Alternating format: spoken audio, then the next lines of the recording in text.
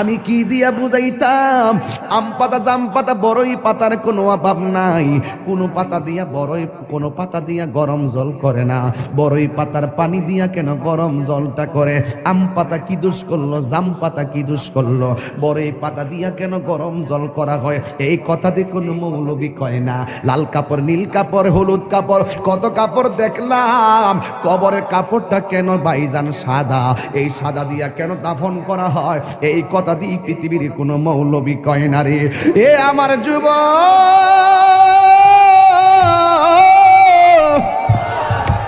কি দিয়া বুঝাবো কবরটা কেমন ডেঞ্জারাস? কি দিয়া বুঝাবো মরণটা কত কঠিন? কি দিয়া বুঝাবো তাহিরের যে একটা দিন চলে যাওয়া মানে হলো আমার জীবন থেকে চিরদিনের জন্য দিনটা চলে গেছে। কোটি টাকা দিয়েও এই ঘন্টার সময়টা আনতে পারতাম না। এখন আমি শ্বাস ফালাইতাছি, 1 টাকা বিল দেওয়া লাগে না। নদীর পারে হাওয়া খাই, বিল দেওয়া লাগে না। পল্লী বিদ্যুতের ফ্যান বাতাস খাইলে বিল দেওয়া লাগে। আইসিইউতে ঢুইকা গেলে দিনে 50,000 টাকা গোনা লাগে। আমার আল্লাহ যে কত নিয়ামতের বাতাস আমরারে ঢুকাইতাছে, বাইরে কইরাইতাছে, 1 টাকা বিল নেই না। আল্লাহ কয় বিল লাগতো না, শুধুমাত্র তোরা 5 বার আইসা কপালটারে মাটির মধ্যে লাগাইয়া দিবি। সুবহান রাব্বিয়াল আলা বলবি। দুনিয়ার মালিকের ডিউটি 20 দিন না করলে 20 দিনের বেতন কাটা। আর আমার আল্লাহ তোরে হাজিরা দিছে দৈনিক 5 বার।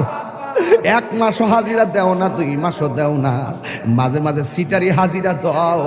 কিন্তু আমার আল্লাহ ইচ্ছা করলে তোমার গলার মধ্যে কাটা লাগাইয়া আমার আল্লাহ রিজিকটারে বন্ধ করে দিতে পারে। এরপরও আমার আল্লাহ রিজিক বন্ধ করে না কেন জানো নি? কারণ হলো আমার আল্লাহ কয় আমি আল্লাহ তোরে মায়া কইরা বানাইছি, মায়া লাগে। আপনি আল্লাহরে বলবেন আল্লাহ, আল্লাহ গো, আল্লাহ গো।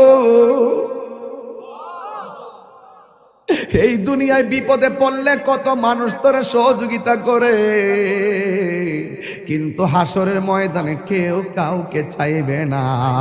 আমার আল্লাহ জবানটারে বন্ধ কইরা আল্লাহ বই হাতের সাক্ষী হাত দিবে, পায়ের সাক্ষী পা দিবে।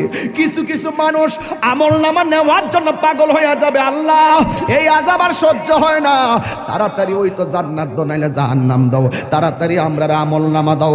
আল্লাহ বলবে ও ফেরেশতা, এ যখন তাড়াতাড়ি করে তার হাতটারে পেটের ভিতরে ঢুকাই দে। এবার বাম হাতটার পেটের ভিতরে ঢুকাইয়া এই হাতটারে পিছন দিক দিয়ে বাইর করবে। ওই বান্দা বলবে আল্লাহ তোমার কাছে আমল